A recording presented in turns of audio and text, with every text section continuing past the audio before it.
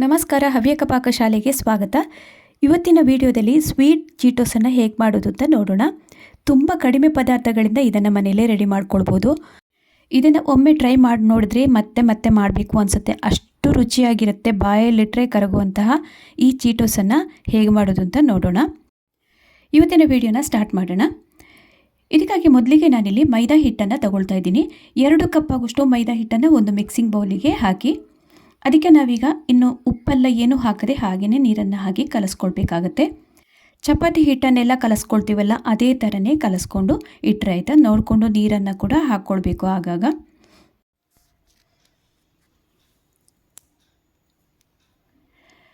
ಮೈದಾ ಹಿಟ್ಟನ್ನೆಲ್ಲ ಸರಿಯಾಗಿ ನೀರೆಲ್ಲ ಹಾಕ್ಕೊಂಡು ನಾದ್ಕೊಂಡು ಇಟ್ಕೊಂಡಿದ್ದೀನಿ. ಈಗ ಒಳ್ಳೆ ಚಪಾತಿ ಹಿಟ್ಟಿನ ಹದಕ್ಕೆ ನಾನೀಗ ಕಲಿಸ್ಕೊಂಡಿದ್ದೀನಿ. ಇನ್ನೀಗ ಇದಕ್ಕೆ ಮುಳುಗುವಷ್ಟು ನೀರನ್ನು ಹಾಕ್ಕೊಳ್ತಾ ಇದ್ದೀನಿ. ನೀರನ್ನು ಹಾಕ್ಕೊಂಡು ಇದನ್ನು ಒಂದು 5 ನಿಮಿಷ ಹಾಗೆಯೇ ಬಿಟ್ಟಿರಬೇಕು. ಮೈದಾ ಹಿಟ್ಟನ್ನು ಕಲಿಸ್ಕೊಂಡಿದ್ದಾಯಿತು, ನೀರನ್ನು ಕೂಡ ಹಾಕಿದ್ದಾಯಿತು. ಇನ್ನೀಗ ಇದನ್ನು ಸೈಡಲ್ಲಿ ಎತ್ತಿಡ್ತಾ ಇದ್ದೀನಿ. ಇನ್ನು ನಾವೀಗ ಒಂದು ಸಣ್ಣ ತಟ್ಟೆಯನ್ನು ತಗೊಳ್ತಾ ಇದ್ದೀನಿ. ಅದಕ್ಕೆ ಈಗ ನಾವೀಗ ಬಾಂಬೆ ರವೆ ಅಥವಾ ಚಿರೋಟಿ ರವೆ ಇವೆರಡರಲ್ಲಿ ಒಂದನ್ನು ಹಾಕ್ಕೊಳ್ಬೇಕು. 2 ಟೇಬಲ್ ಸ್ಪೂನ್ ಆಗುವಷ್ಟು ಹಾಕ್ತಾಯಿದ್ದೀನಿ. ಅದಕ್ಕೆ 1 ಟೇಬಲ್ ಸ್ಪೂನ್ ಆಗುವಷ್ಟು ತುಪ್ಪವನ್ನು ಹಾಕ್ತಾಯಿದ್ದೀನಿ. ಇದಕ್ಕೆ ತುಪ್ಪವನ್ನು ಬಿಸಿ ಮಾಡೋದೆಲ್ಲ ಏನು ಬೇಕಿಲ್ಲ, ಹಾಗೆಯೇ ಇದನ್ನು ಮಿಕ್ಸ್ ಮಾಡಿಕೊಂಡು ಸೈಡಲ್ಲಿ ಎತ್ತಿಡೋಣ. ಬಾಂಬೆ ರವದ ಜೊತೆಗೆ ಅದು ಸರಿಯಾಗಿ ಮಿಕ್ಸಪ್ ಆಗಬೇಕು, ಅಲ್ಲಿ ತನಕ ನಾವು ಇದನ್ನು ಮಿಕ್ಸ್ ಮಾಡಿಕೊಂಡು ಈಗ ಸೈಡಲ್ಲಿ ಇಡ್ತಾ ಇದ್ದೀನಿ. ಇನ್ನು ನಾವಾಗಲೇ ನೀರನ್ನು ಹಾಕಿ ಮೈದಾ ಹಿಟ್ಟನ್ನು ಇಟ್ಕೊಂಡಿದ್ದೀವಲ್ಲ, ಅದು 5 ರಿಂದ 10 ನಿಮಿಷ ಆಗಿದೆ. ಈಗ ಇದನ್ನು ಇನ್ನೀಗ ಚೆನ್ನಾಗಿ ನೀರಲ್ಲಿ ತೊಳ್ಕೊಳ್ಬೇಕು. ನಾವಾಗಲೇ ಹಾಕಿರುವಂತಹ ನೀರಲ್ಲೇ ಸರಿಯಾಗಿ ತೊಳ್ಕೊಂಡ ನಂತರ ಹಾಲೆಲ್ಲ ಅದು ಬಿಟ್ಕೊಳ್ಳುತ್ತೆ. ಆ ಹಾಲನ್ನು ನಾವಿನ್ನೀಗ ಸಪ್ರೇಟ್ ಒಂದು ಪಾತ್ರೆಯಲ್ಲಿ ಹಾಕಿ ಎತ್ತಿಡಬೇಕು. ನೋಡ್ತಿರ್ಬೋದು, ಇದೇ ಪ್ರೋಸೆಸನ್ನು ಮಾಡಬೇಕಾಗತ್ತೆ. ಒಂದು 7 ರಿಂದ 8 ಬಾರಿ ಹೀಗೆ ನೀರನ್ನು ಚೇಂಜ್ ಮಾಡಿ ಹಾಲನ್ನು ಸಪ್ರೇಟ್ ಮಾಡಿಕೊಂಡು ಈ ಪ್ರೋಸೆಸನ್ನು ನಾವು ಮಾಡ್ತಾನೆ ಹೋಗಬೇಕಾಗತ್ತೆ. ಆವಾಗ ಕೊನೆಯಲ್ಲಿ ನಮಗೆ ನೀರೆಲ್ಲ ತುಂಬ ಟ್ರಾನ್ಸ್ಪರೆಂಟ್ ಆದಂತಹ ನೀರು ನಮಗೆ ಸಿಗುತ್ತೆ. ಅಲ್ಲಿ ತನಕ ಹಾಲನ್ನು ಇದನ್ನು ಸಪ್ರೇಟಾಗಿ ಮಾಡಿಕೊಳ್ಬೇಕಾಗತ್ತೆ. ಈಗ ಮೊದಲೇ ಬಾರಿಗೆ ನಾನು ಬಂದಂತಹ ಹಾಲನ್ನೆಲ್ಲ ಇನ್ನೊಂದು ಪಾತ್ರೆಗೆ ಹಾಕ್ತಾಯಿದ್ದೀನಿ.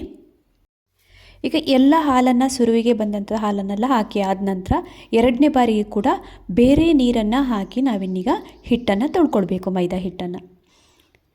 ಈಗ ನೋಡಿ, 2ನೇ ಬಾರಿಗೆ ನಾನು ಮೇಲಿಂದ ನೀರನ್ನು ಹಾಕ್ತಾಯಿದ್ದೀನಿ. ಇನ್ನು ವಾಪಸ್ ಅದೇ ಪ್ರೊಸೆಸನ್ನು ಕಂಟಿನ್ಯೂ ಆಗಿ ಮಾಡ್ತಾನೆ ಹೋಗಬೇಕಾಗುತ್ತೆ. 7-8 ಬಾರಿ ನಾವಿದನ್ನು ತೊಳ್ಕೊಂಡು ಹಾಲನ್ನು ತೆಗೆದು ಸಪ್ರೇಟಾಗಿ ಇಟ್ಟು ಕೊನೆಯಲ್ಲಿ ನಮಗೆ ಬರುತ್ತೆ ನೋಡಿ, ಕಣಕದ ಥರ ಇರುತ್ತೆ, ಅದು ಬಬಲ್ ಗಮ್ ಥರ. ಆ ಹಿಟ್ಟನ್ನು ನಾವಿನ್ನೀಗ ಚೀಟೋಸ್ ಮಾಡ್ಕೊಳ್ಳೋದಕ್ಕೆ ಬಳಸಬೇಕಾಗುತ್ತೆ. ಈಗ ನೋಡ್ತಿರಬಹುದು ನೀವು, ನಾನು 7 ರಿಂದ 8 ಬಾರಿ ತೊಳ್ಕೊಂಡ ನಂತರ ನಾನು ತೋರಿಸ್ತಾ ಇದ್ದೀನಿ. ನೀರೆಲ್ಲ ಯಾವ ಕಲರಿಗೆ ಬಂದಿದೆ ಅಂತ ನೋಡ್ಬೋದು ನೀವು. ಅದೇ ರೀತಿ ಹಿಟ್ಟಿನ ಪ್ರಮಾಣ ಕೂಡ ತುಂಬ ಕಡಿಮೆ ಆಗಿದೆ. ಈ ಕಡೆ ಹಾಲು ಎಷ್ಟು ಬಂದಿದೆ ಅಂತ ನೀವು ಗಮನಿಸ್ತಾ ಇರ್ಬೋದು. ಆ ಹಾಲನ್ನು ನಾವಿನ್ನೀಗ ಹಲ್ವವನ್ನು ಮಾಡ್ಕೊಳ್ಬೋದು. ಗೋಧಿ ಹಲ್ವ ತುಂಬ ಚೆನ್ನಾಗಿ ಆಗುತ್ತೆ. ನೆಕ್ಸ್ಟ್ ವಿಡಿಯೋದಲ್ಲಿ ಆ ಹಲ್ವ ಮಾಡುವಂತಹ ರೆಸಿಪಿಯನ್ನು ನಿಮ್ಮ ಜೊತೆ ಶೇರ್ ಮಾಡ್ತೀನಿ. ಈಗ ನೋಡಿ ಯಾವ ಥರ ಬಬಲ್ ಗಮ್ ಥರ, ರಬ್ಬರ್ ಥರ ಎಳೆಯೋದಕ್ಕೆ ಬರ್ತಿದೆ ಅಂತ. ಇದನ್ನು ಇನ್ನೀಗ ನಾವೀಗ ಚೀಟೋಸ್ ಮಾಡ್ಕೊಳ್ಳೋದಕ್ಕೆ ಉಪಯೋಗಿಸ್ಬೋದು. ಈಗ ಲಾಸ್ಟ್ ಬಾರಿ ನಾನು ತೊಳ್ಕೊಳ್ಳೋದನ್ನು ತೋರಿಸ್ತಾ ಇದ್ದೀನಿ. ಇನ್ನೀಗ ಸಾಕು, ಇದನ್ನು ತೊಳ್ಕೊಂಡಿದ್ದು ಆಲ್ಮೋಸ್ಟ್ ಟ್ರಾನ್ಸ್ಪರೆಂಟ್ ಆಗಿದೆ. ಇನ್ನು ಕೊನೆಯದು 1 ಬಾರಿ ನೀರನ್ನು ಹಾಕಿ ಇದನ್ನು ತೊಳ್ಕೊಂಡ್ರೆ ಸಾಕು. ಅಲ್ಲಿಗೆ 9 ಬಾರಿ ನೀರನ್ನು ಚೇಂಜ್ ಮಾಡಿ ಹಾಲನ್ನು ತೆಗೆದು ಹೊಸ ನೀರನ್ನು ಹಾಕಿ ತೊಳೆದಂಗೆ ಆಯಿತು. ಇನ್ನೀಗ ಇದರಲ್ಲಿರುವಂಥ ಎಕ್ಸ್ಟ್ರಾ ನೀರನ್ನೆಲ್ಲ ಇನ್ನೊಂದು ತಟ್ಟೆಯನ್ನು ಕವಚಿ ಹಾಕಿ ಅದರ ಮೇಲೆ ಈ ಹಿಟ್ಟನ್ನು ಇಟ್ಟು ನೀರೆಲ್ಲ ತೆಕ್ಕೊಳ್ಬೇಕೀಗ. ನೋಡಿ, ಈ ಥರ ಮಾಡಿ ಅಗಲ ಮಾಡಬೇಕು. ಒಂದು ಸ್ವಲ್ಪ ಅದು ಕೈಯಲ್ಲಿ ಅಗಲ ಮಾಡೋದಕ್ಕೆ ಬರಲ್ಲ, ತುಂಬ ಎಳೆಯೋದಕ್ಕೆ ಬರಲ್ಲ. ಆದರೂ ನಮಗೆ ಎಷ್ಟು ಸಾಧ್ಯ ಆಗುತ್ತೋ ಅಷ್ಟು ಅಗಲ ಮಾಡಿಕೊಂಡು ಇದನ್ನು ನಾವು ನೀರನ್ನು ತೆಗಿಬೇಕು. ಈಗ ಹಾಲನ್ನು ನಾನು ತೋರಿಸ್ತಾ ಇದ್ದೆ, ಅದು ಮೈದಾ ಹಿಟ್ಟಿನ ಹಾಲನ್ನು ನಾವಿನ್ನೀಗ 2 ದಿವಸ ಹಾಗೆಯೇ ರೆಸ್ಟ್ ಆಗೋದಕ್ಕೆ ಬಿಡಬೇಕು. ಆಮೇಲೆ ಹಲ್ವದ ರೆಸಿಪಿಯನ್ನು ನಾನು ನಿಮ್ಮ ಜೊತೆ ಶೇರ್ ಮಾಡ್ತೀನಿ. ಈಗಾಗಲೇ ನಾನು ತೋರಿಸ್ತಾ ಇದ್ದೀನಿ, ನಾವಾಗಲೇ ಚಿರೋಟಿ ರವೆ ಅಥವಾ ಬಾಂಬೆ ರವೆಗೆ ತುಪ್ಪವನ್ನು ಕಲಿಸ್ಕೊಂಡು ಇಟ್ಕೊಂಡಿದ್ದೀವಲ್ಲ, ಅದರಲ್ಲಿ ನಾವು ನೀರೆಲ್ಲ ತೆಗೆದು ರೆಡಿ ಮಾಡಿ ಇಟ್ಕೊಂಡಂತಹ ಮೈದಾ ಹಿಟ್ಟನ್ನು ಹೀಗೆ ನೋಡಿ ಅದಕ್ಕೆ ಅಪ್ಲೈ ಮಾಡ್ತಾ ಬರಬೇಕು. ಮೈದಾ ಹಿಟ್ಟಿನ ಜೊತೆಗೆ ಚಿರೋಟಿ ರವೆ ಎಲ್ಲ ಸರಿಯಾಗಿ ಅಂಟ್ಕೊಳ್ಬೇಕು. ಅಲ್ಲಿ ತನಕ ನಾವು ಮಿಕ್ಸ್ ಮಾಡ್ಕೊಳ್ತಾ ಹೋಗಬೇಕು. ನೋಡಿ, ಹೀಗೆ ಕೈಯನ್ನು ಹೀಗೆ ಹಾಕಿ ಬಿಡಿಸ್ತಾ ಅದನ್ನು ಸ್ವಲ್ಪ ಸ್ವಲ್ಪನೇ ಹಾಕ್ತಾ ಬಂದ ಹಾಗೆಯೇ ಅದು ಅದರೊಳಗೆ ಸೇರಿಕೊಳ್ಳುತ್ತೆ ಎಲ್ಲ. ತುಪ್ಪ, ಚಿರೋಟಿ ರವೆ, ಮೈದಾ ಹಿಟ್ಟು ಇವೆಲ್ಲ ಸರಿಯಾಗಿ ಹೊಂದ್ಕೊಳ್ಬೇಕು ಅದರಲ್ಲಿ. ಇನ್ನು ನಾವೀಗ ನೆಕ್ಸ್ಟ್ ಪ್ರೊಸೆಸ್ಸಿಗೆ ಹೋಗೋಣ. ಒಂದು ಸ್ವಲ್ಪ ಲೆಂದಿಯಾದಂಥ ಪ್ರೊಸೆಸ್ ಅಂತ ಹೇಳ್ಬೋದು. ಇನ್ನೀಗ ಸರಿಯಾಗಿ ಮಿಕ್ಸ್ ಮಾಡಿದಂತಹ ಹಿಟ್ಟನ್ನು ಕಿಚನ್ ಕೌಂಟರ್ ಮೇಲೇ ಹಾಕ್ಕೊಂಡು ಕೂಟಾಣಿಯ ಕಲ್ಲು ಬರುತ್ತಲ್ಲ ಅದರಲ್ಲಿ ಈ ಥರ ನೋಡಿ ಕುಟ್ಕೊಳ್ಬೇಕಾಗತ್ತೆ. ಈ ಪ್ರೋಸೆಸ್ಸನ್ನು ನಾವು ಕಂಟಿನ್ಯೂಸ್ ಆಗಿ 25 ನಿಮಿಷದಿಂದ 30 ನಿಮಿಷಗಳ ಕಾಲ ಮಾಡ್ಕೊಳ್ಬೇಕಾಗತ್ತೆ. 5 ನಿಮಿಷ ಎಲ್ಲ ಹೀಗೆ ಕುಟ್ಟಿ ಆದ ನಂತರ ಸ್ವಲ್ಪ ನಾವು ಇದಕ್ಕೆ ಉಪ್ಪನ್ನು ಆ್ಯಡ್ ಮಾಡ್ಕೊಳ್ಬೇಕು. ಪ್ರೋಸೆಸ್ಸನ್ನು ನೀವು ಗಮನಿಸ್ತಾ ಇರ್ಬೋದು ನೋಡಿ, ಕೈಯಲ್ಲಿ ಹೀಗೆ ಎಳ್ಕೊಂಡು ಬಂದು ಹೀಗೆ ಕುಟಾಣಿಯ ಕಲ್ಲಲ್ಲಿ ಸರಿಯಾಗಿ ಕುಟ್ಕೊಳ್ಬೇಕು. ಹೀಗೆ ಮಾಡೋದ್ರಿಂದ ಹದವಾಗಿ ನಾವು ಅದನ್ನು ಮೈದಾ ಹಿಟ್ಟನ್ನು ಕುಟ್ಟಿದಾಗ ತುಂಬ ಸ್ಮೂದಾಗಿ ಬರುತ್ತೆ. ಆವಾಗ ನಮಗೆ ಚೀಟೋಸ್ ಇನ್ನೂ ಕೂಡ ಉಬ್ಬಿಕೊಂಡು ಬರೋದಕ್ಕೆ ಸಹಾಯ ಆಗುತ್ತೆ. ಈಗ ನೋಡ್ತಿರ್ಬೋದು ನಾನು ಉಪ್ಪನ್ನು ಆ್ಯಡ್ ಮಾಡ್ಕೊಳ್ತಾ ಇದ್ದೀನಿ. ಉಪ್ಪನ್ನು ಹಾಕಿ ಆದ ನಂತರ ನೋಡ್ಕೊಳ್ಬೇಕು ನೀವು ನೋಡಿ, ಹಿಟ್ಟಿಂದ ಮೇಲಿನ ಭಾಗನ ಕವರ್ ಮಾಡಿಕೊಂಡು ನಂತರ ಇದನ್ನು ಕೂಟಾಣಿಯ ಸಹಾಯದಿಂದ ಕುಟ್ಕೊಳ್ಬೇಕು. ನಾನೀಗ ಒಂದು 1/4 ಗಂಟೆ ನಂತರ ತೋರಿಸ್ತಾ ಇದ್ದೀನಿ ನೋಡಿ. ಇದೇ ಪ್ರೋಸೆಸನ್ನು ಮುಂದುವರಿಸ್ಕೊಂಡು ಕುಡ್ತಾ ಇದ್ದೆ. ನೀವು ಬೇಕಿದ್ದರೆ ಇನ್ನೊಬ್ಬರ ಸಹಾಯನ ಕೂಡ ತಗೊಳ್ಬೋದು. ಒಬ್ಬರೇ ಮಾಡುವಾಗ ಆಯಾಸ ಆಗುತ್ತೆ ಅಂತಾದರೆ ಎಳ್ಕೊಂಡು ಹೀಗೆ ಒಂದು ಸೈಡಿಂದ ನೋಡಿ ಇದೇ ಥರ ಕುಟ್ತಾ ಬರ್ತಾ ಇದ್ದೀನಿ.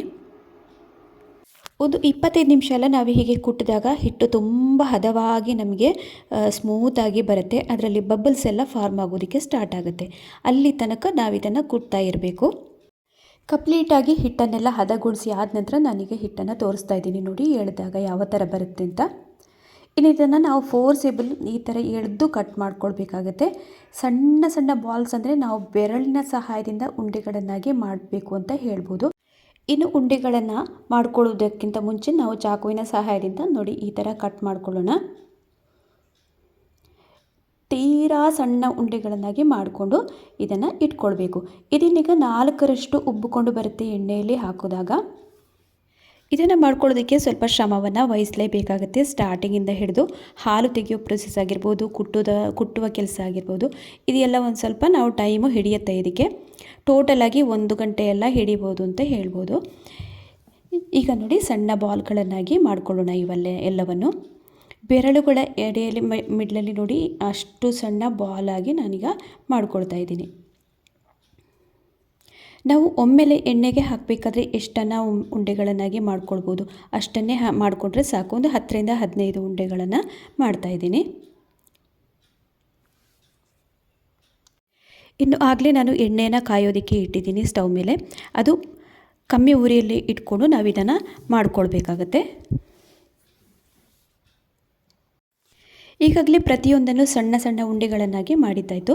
ಇನ್ನು ಇದನ್ನು ತೆಗೆದು ತಟ್ಟೆಗೆ ಹಾಕ್ತಾಯಿದ್ದೀನಿ. ಇನ್ನು ಡೈರೆಕ್ಟಾಗಿ ಕಾದ ಎಣ್ಣೆಯಲ್ಲಿ ನಾವು ಇದನ್ನು ಒಂದೊಂದಾಗಿ ಹಾಕ್ತಾ ಬಂದು ಕರೆದು ತಗೊಳ್ಬೇಕಾಗತ್ತೆ.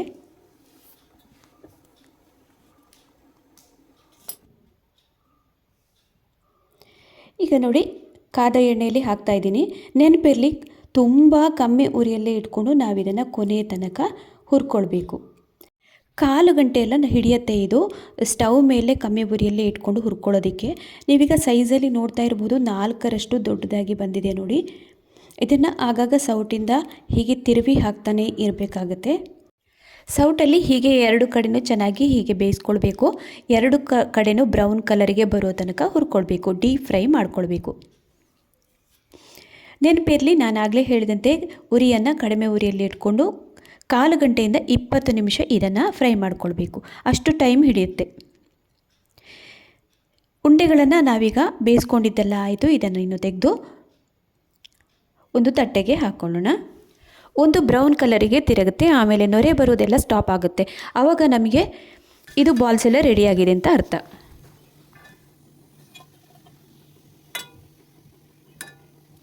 ಅದೇ ರೀತಿ ಸಣ್ಣ ಸಣ್ಣ ಬಾಲ್ಸ್ಗಳನ್ನು ಇನ್ನೀಗ 2ನೇ ಬಾರಿ ಹುರ್ಕೊಳ್ಳೋಣ. ನೋಡಿ ಅದು ಮೇಲೆ ಮೇಲೆ ಬಂದು ಯಾವ ಥರ ಉಬ್ಬಿಕೊಂಡು ಬರುತ್ತೆ ಅಂತ ನೋಡ್ತಿರ್ಬೋದು ನೀವು. ಸ್ವಲ್ಪ ಇದನ್ನು ಮಾಡ್ಕೊಳ್ಳೋದಕ್ಕೆ ಶ್ರಮ ಪಡಲೇಬೇಕಾಗತ್ತೆ. ಆದರೆ ಕೊನೆಯಲ್ಲಿ ಸಿಗುತ್ತಲ್ಲ ರಿಸಲ್ಟ್ ಅಂತೂ ತುಂಬಾ ಸೂಪರಾಗಿರುತ್ತೆ. ತಿನ್ನೋದಕ್ಕಂತೂ ಬಾಯಲ್ಲಿಟ್ಟರೆ ಹಾಗೆ ಕರಗೋಗುವಂತಹ ಚೀಟೋಸು ರೆಡಿಯಾಗುತ್ತೆ. ಇನ್ನು ಇದನ್ನು ಗೋಧಿ ಹಿಟ್ಟಲ್ಲಿ ಕೂಡ ನೀವು ಟ್ರೈ ಮಾಡಿ ನೋಡ್ಬೋದು. ಬಟ್ ನಾನು ಮೈದಾ ಹಿಟ್ಟಲ್ಲೇ ಇದುವರೆಗೂ ಮಾಡಿದ್ದು, ಆದರೆ ಅದು ಕೂಡ ರುಚಿ ಚೆನ್ನಾಗಿರ್ಬೋದು. ಇನ್ನು ಇದರಲ್ಲಿ ಬಂದಂತಹ ಹಾಲನ್ನು ನಾವಿನ್ನೀಗ ಹಲುವವನ್ನು ಮಾಡುವ ರೆಸಿಪಿಯನ್ನು ನಾನು ನೆಕ್ಸ್ಟ್ ವಿಡಿಯೋದಲ್ಲಿ ಶೇರ್ ಮಾಡ್ತೇನೆ ನಿಮ್ಮ ಜೊತೆ. ನಾವು ಅದನ್ನು ಇನ್ನೀಗ 2 ದಿವಸಗಳ ಕಾಲ ಹಾಗೇ ನೆನೆಯೋದಕ್ಕೆ ಬಿಡಬೇಕಾಗುತ್ತೆ ಹಿಟ್ಟನ್ನು. ಈಗಾಗಲೇ ಎಲ್ಲ ಬಾಲ್ಸನ್ನೆಲ್ಲ ರೆಡಿ ಮಾಡ್ಕೊಂಡಿದ್ದಾಯಿತು. ಇನ್ನು ಸಕ್ಕರೆ ಪುಡಿಯನ್ನು ಇದರ ಮೇಲಿಂದ ಹಾಕ್ತಾ ಬರಬೇಕು. ಇಲ್ಲಿ ನಾನು ಇವತ್ತು ಸ್ವೀಟ್ ಚೀಟೋಸನ್ನು ಹೇಗೆ ಮಾಡೋದು ಅಂತ ತೋರಿಸಿರೋದ್ರಿಂದ ಸಕ್ಕರೆ ಪುಡಿಯನ್ನು ಹಾಕ್ತಾಯಿದ್ದೀನಿ. ನೀವು ಬೇಕಾದರೆ ಉಪ್ಪು, ಅಚ್ಚಕಾರದ ಪುಡಿ, ಹಾಗೆಯೇ ಬ್ಲ್ಯಾಕ್ ಸಾಲ್ಟ್ ಇವನ್ನೆಲ್ಲವನ್ನು ಹಾಕ್ಕೊಳ್ಬೋದು ಬೇಕಿದ್ರೆ. ಇದು ಬೇರೆಯೇ ಟೇಸ್ಟ್ ಆಗಿರುತ್ತೆ, ಅದು ಕೂಡ ಬೇರೆಯೇ ಟೇಸ್ಟು. ಈಗ ಸಕ್ಕರೆ ಪುಡಿಯನ್ನೆಲ್ಲ ಹಾಕಿ ಆದ ನಂತರ ಬಟ್ಲನ್ನು ನೋಡಿ ಈ ಥರ ತಿರುಗಿಸ್ಬೇಕು. ಆವಾಗ ಸರಿಯಾಗಿ ಸ್ಪ್ರೆಡ್ ಆಗುತ್ತೆ, ಈವನ್ ಆಗಿ ಕೋಟಿಂಗ್ ಆಗಿ ಸಿಗುತ್ತೆ ನಮಗೆ. ಸುಲಭವಾಗಿ ಚೀಟೋಸನ್ನು ಮನೆಯಲ್ಲೇ ಹೇಗೆ ಪ್ರಿಪೇರ್ ಮಾಡೋದು ಅಂತ ನೋಡ್ಕೊಂಡು ಬಂದಾಯ್ತಲ್ಲ. ಇವತ್ತಿನ ವಿಡಿಯೋ ನಿಮಗೆ ಇಷ್ಟ ಆಗಿರ್ಬೋದು ಅಂತ ಅಂದ್ಕೊಂಡಿದ್ದೀನಿ. ಇಷ್ಟ ಆದಲ್ಲಿ ಚಾನಲನ್ನು ಸಬ್ಸ್ಕ್ರೈಬ್ ಮಾಡಿಕೊಂಡು ಹಾಗೆಯೇ ವಿಡಿಯೋನ ಎಲ್ಲ ಕಡೆ ಶೇರ್ ಮಾಡಿ ಸಪೋರ್ಟ್ ಮಾಡಿ ಅಂತ ಕೇಳ್ಕೊಳ್ತಾ ಇದ್ದೀನಿ. ಇದೇ ರೀತಿಯಾಗಿ ಒಳ್ಳೊಳ್ಳೆ ರೆಸಿಪಿಗಳನ್ನು ನಿಮ್ಮ ಜೊತೆ ಮತ್ತೆ ಶೇರ್ ಮಾಡ್ತೀನಿ. ಸಿಗೋಣ ಮುಂದಿನ ವಿಡಿಯೋದಲ್ಲಿ. ಅಲ್ಲಿ ತನಕ ನಮಸ್ಕಾರ.